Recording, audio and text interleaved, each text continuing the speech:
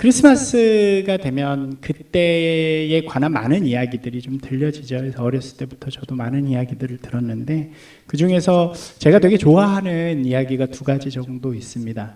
하나는 덕구라는 한 아이, 시골 아이의 이렇게 순수한 마음, 순수한 예수님의 사랑을 담은 이 빈방 없습니까? 있습니까? 라는 단편 소설이고요. 그리고 또 하나는 선영 씨의 크리스마스라고 하는 아주 짧은 그런 이야기입니다. 이 둘은 모두 실화를 바탕으로 한 이야기고요. 특별히 빈방 있습니까 같은 경우는 이제 외국에서 있었던 실화라고 하는데 그것이 우리나라 말로 이렇게 희극으로 연극으로 이렇게 번역이 돼서 크리스마스 때면 이렇게 빈방이 있습니까라는 연극이 상영되기도 하고 저도 예전에 교회에서 이제 청년들과 함께 이런 연극을 꾸며본 적도 있었습니다. 오늘은 제가 선영 씨의 크리스마스라는 짧은 이야기를 좀 소개시켜 드리려고 그래요. 이 이야기의 주인공인 선영 씨는 남편과 함께 동네에서 작은 중국집을 운영하는 그런 분이었습니다. 크리스마스 때가 되어서 이제 열기가 막 이렇게 사람들도 많이 오고 그랬겠죠. 그래서 그 시간이 지난 뒤에 늦은 저녁 시간이 돼서 이제 그 홀에는 가족 한 어린아이와 함께 식사하는 한 가족 외에는 모든 손님이 다 나간 그런 상황이었습니다. 그래서 선영 씨도 이제 이 가족만 나가면 우리도 집에 가서 아이들과 함께 조촐한 파티를 이제 준비하고 그렇게 하기로 이제 마음에 딱 가지고 있는 거죠. 근데 좀 늦은 시간이었는데 가게 문이 열리면서 한 아이들이 이렇게 들어오는 거예요. 한 초등학생처럼 보이는 가장 큰 언니와 그다음에 그 아래로 남자 동생, 여자 동생 이렇게 아직 학교를 가지 않은 것처럼 보이는 어린 아이 3명이 이렇게 들어오게 된 거죠. 그래서 그 주방에서 가까운 테이블에 이 아이들이 앉았고 그때 홀에는 이제 남편인 영철 씨가 이제 서빙을 하고 있었는데 메뉴판을 갖다 주자마자 이미 이 메뉴를 다 골랐는지 제일 어린 아이가 난 짜장면 먹고 싶어 이렇게 이야기를 하는 거예요. 그 옆에 있던 그보다 조금 더 큰 아이가 나도 짜장면 이렇게 이야기를 합니다.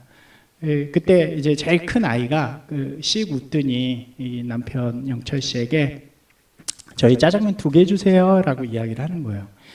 그래서 이분이 왜 3명이서 왔는데 2개 시키지? 그러고 그런 마음으로 이제 주문을 하러 간 사이에 이 아이들끼리 이야기를 나누는 거죠.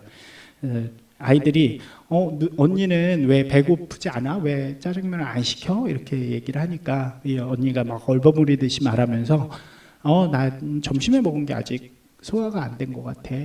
그래서 너네들끼리 맛있게 먹어. 오늘 특별히 크리스마스니까 내가 쏘는 거야. 우리 아무 때나 못 먹으니까 맛있게 먹자. 그러니까 아이들은 신나가지고 이렇게 먹을 준비를 하게 되면서 막 이야기를 나누다가 막내로 보이는 아이가 그 한쪽 편에 있는 그 가족들을 본 거예요. 그러면서 그 가족들을 보고 이야기를 하죠. 저 가족은 참 좋겠다. 엄마 아빠가 있어서 함께 이렇게 맛있는 것도 먹고 집에 가면 파티도 하고 그러겠지. 우리도 엄마 아빠 있었으면 참 좋았을 텐데 이런 이야기를 하게 됩니다.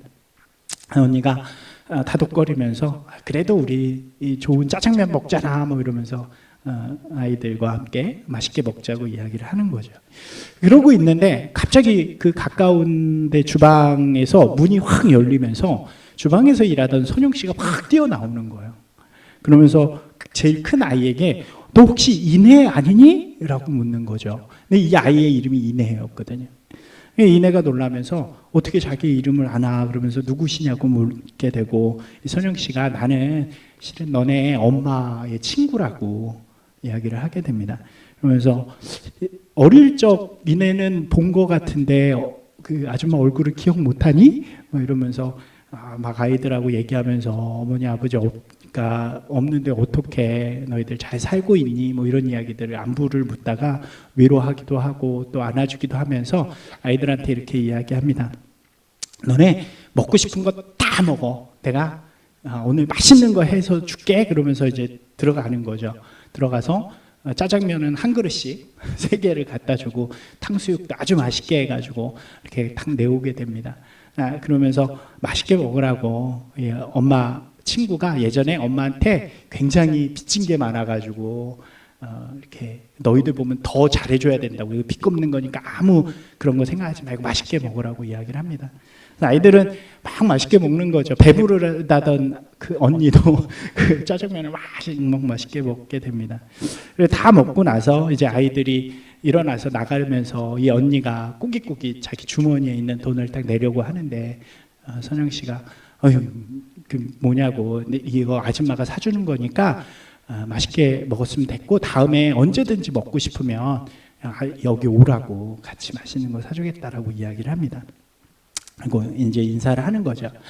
그리고 아이들은 가게 됩니다. 그리고 호를 정리하면서 이 남편이 영철 씨가 묻는 거예요.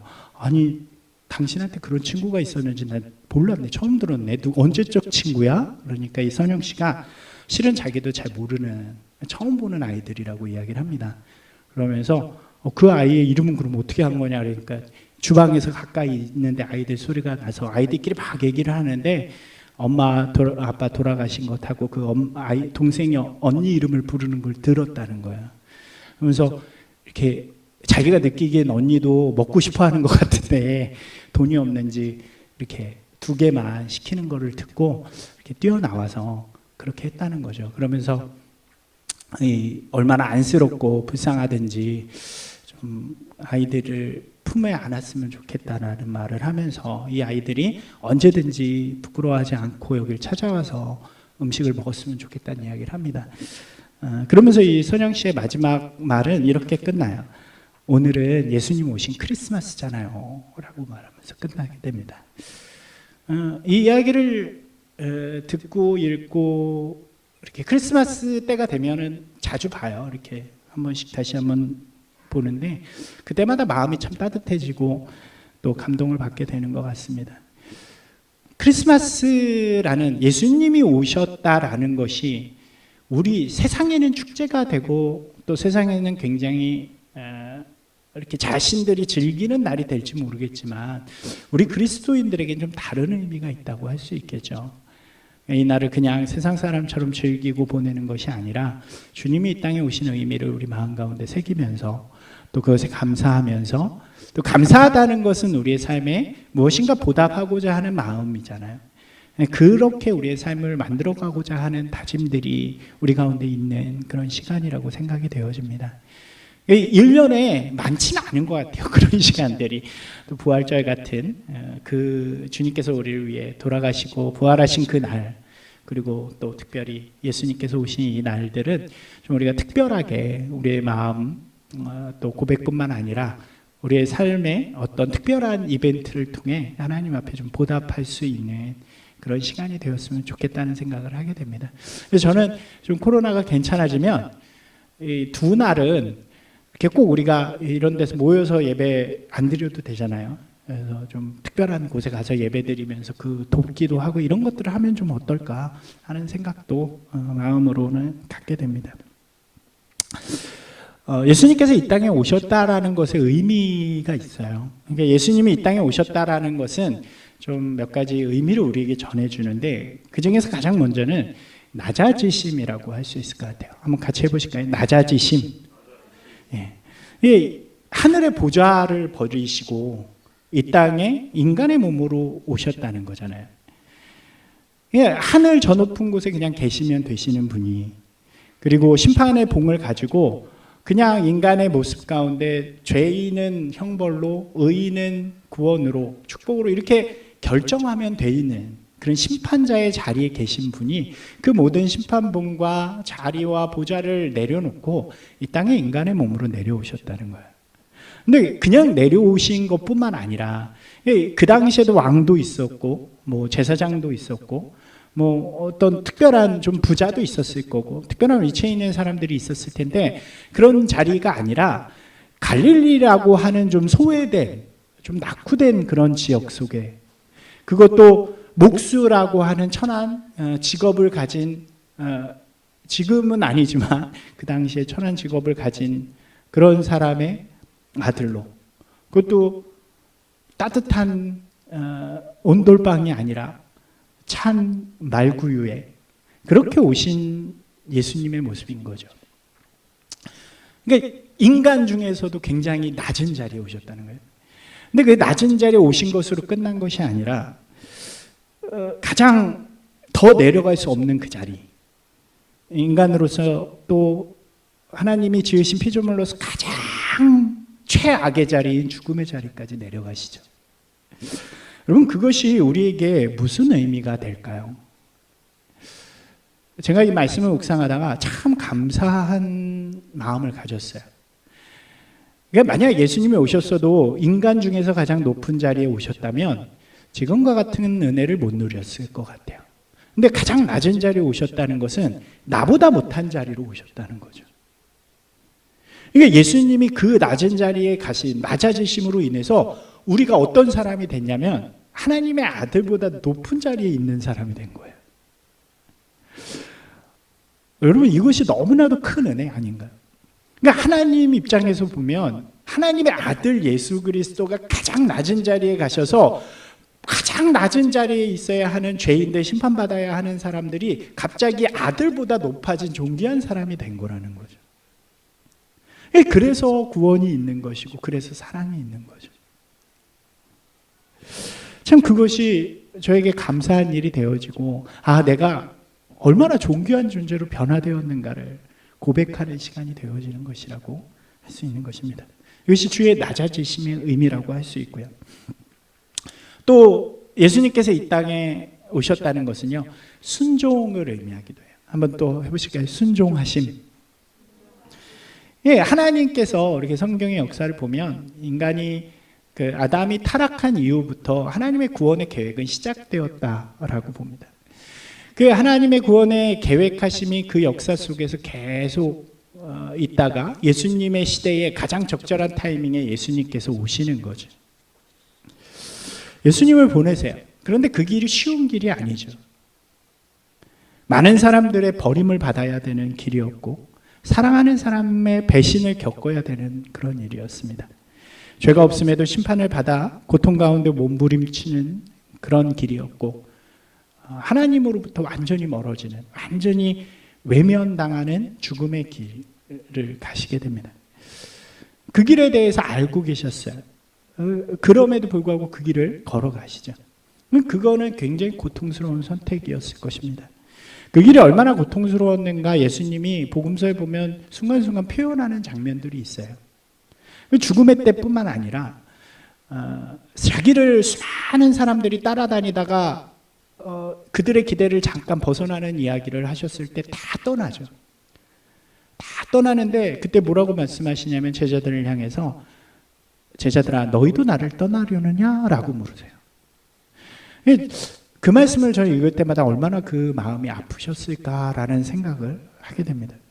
마지막 만찬 속에서도 자기를 따르던 12명의 제자들 중에 한 명이 그를 향해서 내가 나를 배신할 거야, 나를 팔 거야 라고 말씀하시는 그 마음, 그리고 나서 겟세마네 동산에서 마치 피땀을 흘리면서, 피가 나듯이 땀을 흘리면서 하나님 앞에 주님 제가 이 길을 꼭 가야 합니까?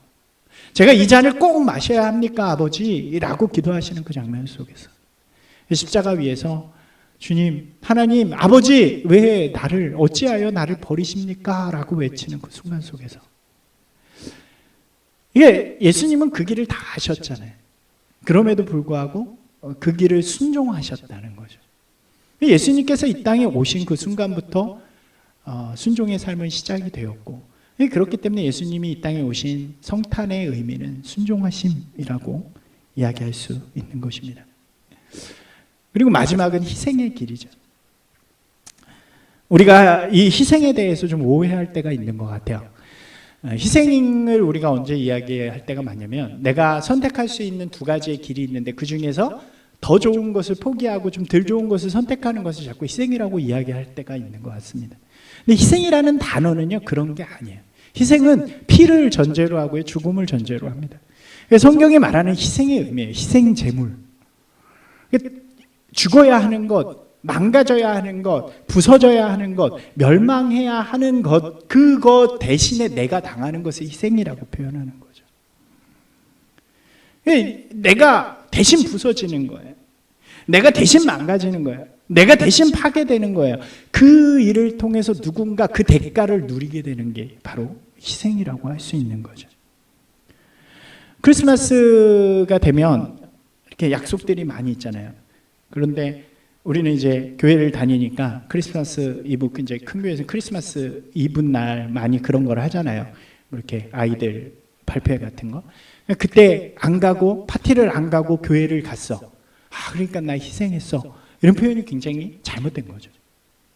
희생은 그런 것이 아니라 내 것을 완전히 포기하고 망가뜨리고 부서짐을 통해서 그렇게 당해야 하는 누군가가 살아나는 것을 의미합니다. 그것이 바로 예수님께서 가신 길인 거죠. 여러분, 우리가 예수님의 희생을 때로는 참 쉽게 생각할 때가 있는 것 같아요. 보좌를 버리시고 이 땅에 오셨다라는 의미, 그리고 낮아지심, 그리고 순종을 통해서 우리를 살리셨다는 그것을 좀 쉽게 생각하는 경향이 있죠.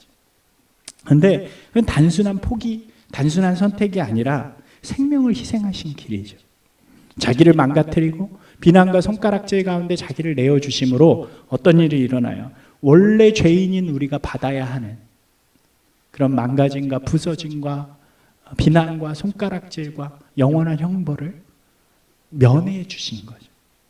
여러분, 그것을 바로 희생이라고 이야기하는 것입니다. 이사야서는 우리에게 이렇게 이야기해요. 그가 찔림은 우리의 허물을 인함이요 그가 상함은 우리의 죄악을 인함이라. 그가 징계를 받음으로 우리가 평화를 누리고 그가 채찍에 맞음으로 우리가 나음을 입었도다. 바로 이것이 예수님께서 오신 희생의 길이고 또 그 희생으로 말미암아 우리가 그 희생의 대가로 구원과 자유를 누리게 된다는 것입니다. 이것이 바로 희생이라는 예수님의 오심의 의미가 되어지는 거죠. 더 많은 의미가 있겠지만 오늘 이 세 가지를 좀 기억하셨으면 좋겠어요. 이 땅에 오신 의미는 낮아지심이시고 순종하심이시고 희생하심입니다.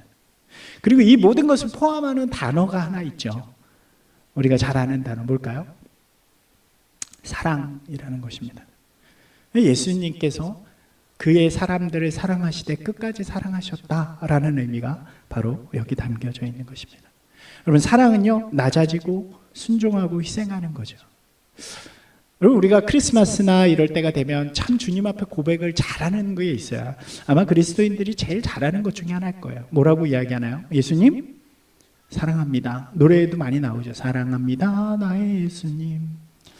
근데 우리가 그 사랑도 좀 오해할 때가 있는 것 같아요. 그냥 생각하면서 마음 따뜻해지고 말하고 그런 걸로만 우리의 사랑을 표현할 때가 많은 것 같아요. 여러분, 그러나 오늘 예수님의 사랑은 어느 것이었나요? 그 무엇보다도 낮아지는 것이었고 순종하는 것이었고 희생하는 것이었죠. 우리가 예수님을 사랑한다라는 말은 동일하게 표현이 돼야 되는 거예요.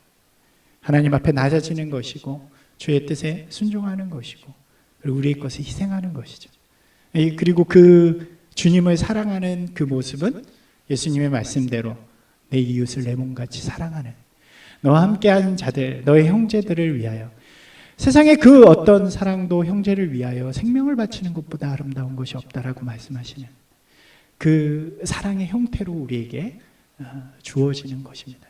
우리가 그렇게 해나가는 거죠. 주님을 사랑한다, 하나님을 사랑합니다, 우리가 크리스마스에 주를 감사합니다라는 표현은 이제 바뀌어야 되는, 그건 언어일 뿐이죠. 말일 뿐이에요. 이제 우리 그 말이 우리의 삶에 들어올 때는 우리의 표현으로 바뀌어져야 되고 우리의 행동으로 바뀌어지는 것입니다. 이것이 바로 성탄이 우리에게 주는 의미라고 할 수 있겠죠. 사랑하는 여러분, 이 성탄에 세상 가운데 여러분이 있는 삶의 자리에서 낮아지시는 분들이 되시기 바랍니다. 주님의 뜻이 여러분 삶 가운데 아름다운 순종이 되어져서 주님이 보여주신 그 길을 세상 가운데 보여주는 분들이 되시기 바랍니다. 그리고 무엇보다도 이게 제일 어려운 것 같아요. 희생의 마음을 갖는 분들이 되시기 바랍니다. 이렇게 한 번에 잘 못해요. 저도 마찬가지입니다. 그러나 우리가 그 마음을 품고 주님 앞에 한 걸음 한 걸음 나아갈 때 우리의 사랑이 완성이 되어지고 그 사랑의 모습을 통해서 하나님이 우리의 고백을 진정으로 받으시고 기뻐하실 줄로 믿습니다. 사랑하는 여러분, 크리스마스입니다. 비록 이렇게 병 때문에 참 힘들고 어렵고 아프기도 하지만 그래도 여러분 마음 가운데 예수 그리스도의 오심이 기쁨과 감사가 되고 또 그 사랑받음이 너무 감격이 되어지는, 그래서 이 얼마 남지 않은 올 한 해를 사랑으로 잘 마무리하는 귀한 분들이 되시기를 주님의 이름으로 축원합니다.